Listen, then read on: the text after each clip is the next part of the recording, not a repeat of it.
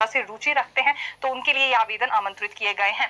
Post code 962 को लेकर भी बड़ी जानकारी लेकर आए हैं, क्योंकि रुके रिजल्ट पर अभ्यर्थी काफी ज्यादा परेशान चल रहे हैं। लगातार इनकी ओर से ये डिमांड उठाई जा रही है कि जल्दी इनका रिजल्ट घोषित किया जाए और नियुक्तियां इन्हें दी जाए। अब सचिवालय क्लर्क की पोस्ट को लेकर ये भर्ती करवाई गई थी, लेकिन इसमें भी अभी तक रिजल्ट घोषित नहीं हो पाया है।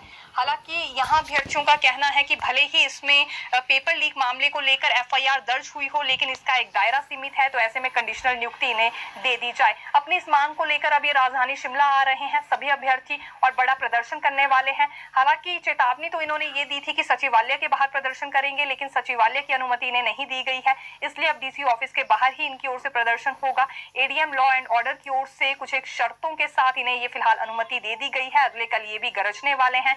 अब कितनी जल्दी इनका रिजल्ट घोषित किया जाता है, और ये जो कंडीशनल नियुक्ति देने की बात कर रहे हैं, ये तो बाकी पोस्ट कोड के अभ्यर्थी भी अपनी मांग रख रहे हैं। तो ऐसे में सरकार क्या डिसीजन लेती है, कितनी जल्दी ये प्रक्रिया अभी पूरी की जाती है, ये भी देखना होगा, क्योंकि रिजल्ट तक अभी इसमें घोषित नहीं हो पाया है। तो ऐसे में अगले कल आ रहे हैं, देखना होगा 20 जुलाई का इनका जो प्रदर्शन है फिलहाल कितना ज्यादा जोश भरा रहता है और इसका कितना असर वर्तमान सरकार पर पड़ता है।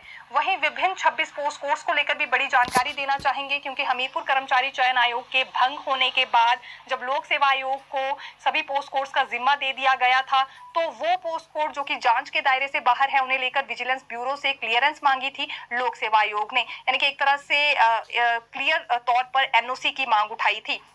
लेकिन अब यहाँ विजिलेंस ब्यूरो की ओर से ये पूरी रिपोर्ट सबमिट कर दी गई है मुख्य सचिव को, यानी कि एनओसी को लेकर अगर जानकारी दे तो इस पर जवाब दे दिया गया है। मुख्य सचिव के पास ये रिपोर्ट सबमिट हुई है। अब इसे मुख्यमंत्री कार्यालय में पेश किया जाएगा और मंजूरी मिलने के बाद फिर लोक सेवा आयोग को इन 26 पोस्ट कोर्स को लेकर ये आदेश जारी हो सकते हैं कि जल्दी इसमें रिजल्ट घोषित किया जाए, क्योंकि विजिलेंस जांच के दायरे के बाहर भी हैं। अब क्लियर तौर पर एनओसी भी मिल जाएगा और एक बारी बस इंतजार अब इस बात को लेकर है कि मुख्यमंत्री कार्यालय से मंजूरी मिल जाए। फिर लोक सेवा आयोग को जब आदेश जारी होंगे तो जाहिर सी बात है रफ्तार बढ़ेगी और जल्दी ही एक सीमित समय में फिर इनमें प्रक्रिया भी पूरी करनी होगी, रिजल्ट भी घोषित करना होगा और नियुक्तियां भी देनी होगी।